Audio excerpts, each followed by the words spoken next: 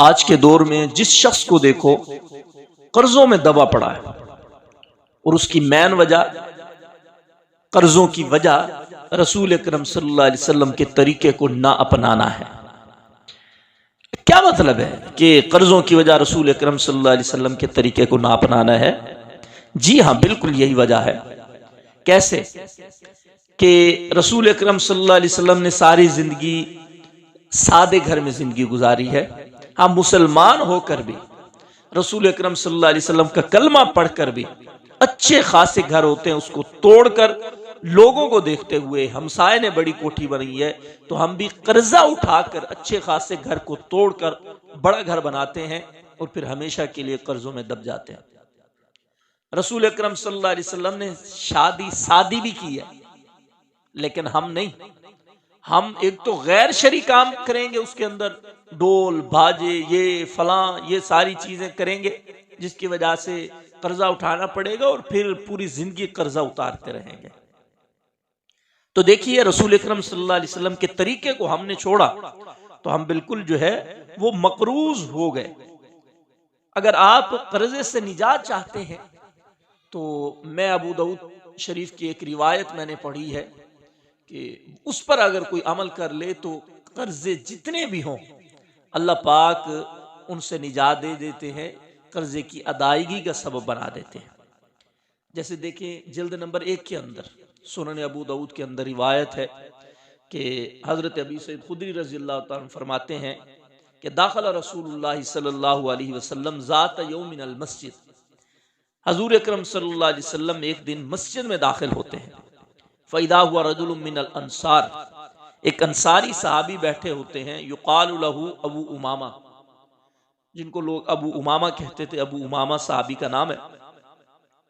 آپ صلی اللہ علیہ وسلم نے فرمایا مالی اراک جالسا فی المسجد فی غیر وقت الصلاۃ، ابو امامہ کیا بات ہے، ابھی نماز کا وقت بھی نہیں ہے اور آپ مسجد میں بیٹھے ہوئے ہیں۔ انہوں نے عرض کیا ہموم لزمتنی ودیون یا رسول اللہ، رسول اکرم صلی اللہ علیہ وسلم میرے اوپر قرضے ہیں، مجھے غم ہے جس کی وجہ سے میں مسجد میں بیٹھا ہوا ہوں پریشان ہونے کی حالت میں۔ آپ صلی اللہ علیہ وسلم نے فرمایا افلا اعلمک کلاما اذا قلتہ، کیا میں تمہیں ایسی وظیفہ اور ایسی کلام سکھاؤں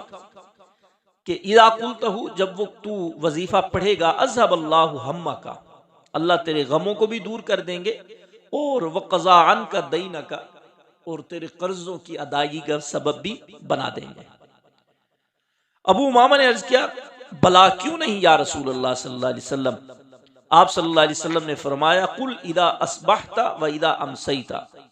صبح بھی شام کو بھی تو ایک دعا پڑھا کر۔ وہ دعا کیا ہے؟ اللہم انی اعوذ بک من الہم والحزن واعوذ بک من العجز والکسل واعوذ بک من الجبن والبخل واعوذ بک من غلبۃ الدین وقہر الرجال۔ یہ دعا پڑھا کر صبح کو بھی شام کو بھی، جس کا مطلب یہ ہے کہ اے اللہ، میں غموں سے پناہ چاہتا ہوں، اور میں سستی سے پناہ چاہتا ہوں، کم ہمتی سے پناہ چاہتا ہوں، وَأَعُوذُ بِكَ مِنَ الْجُبْنِ وَالْبُخْلِ، بزدلی سے بخل سے پناہ چاہتا ہوں، اور آگے وَأَعُوذُ بِكَ مِنْ غَلْبَةِ الدَّيْنِ،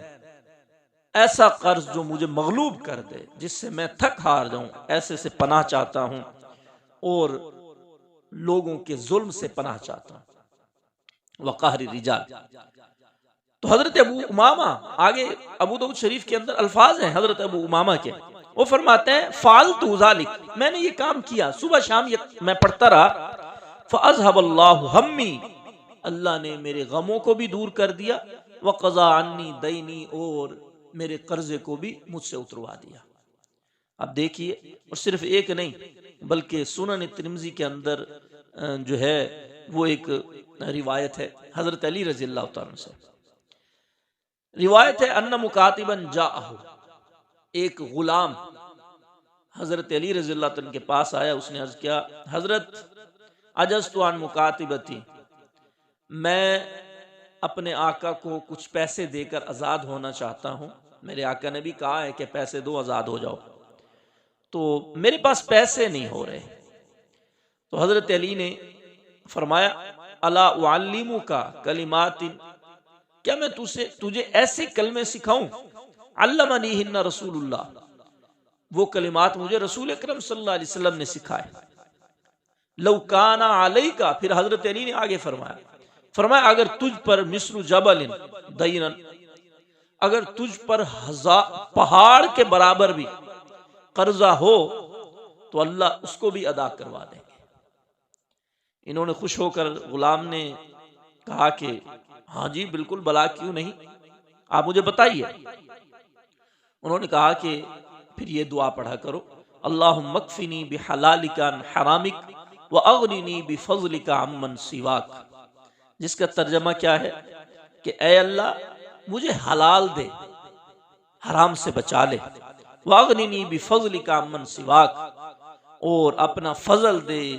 مجھے دولت دے کہ میں آپ کے علاوہ باقی لوگوں سے نہ مانگتا پھروں، بے نیاز ہو جاؤں. تو فرمایا یہ پڑھتا رہو، صبح شام پڑھو، ہر نماز کے بعد پڑھو، چلتے پھرتے پڑھتے رہو، تو اللہ پاک پہاڑ کے برابر بھی قرضہ ہو تو اللہ پاک اس کو بھی اتروا دیں گے.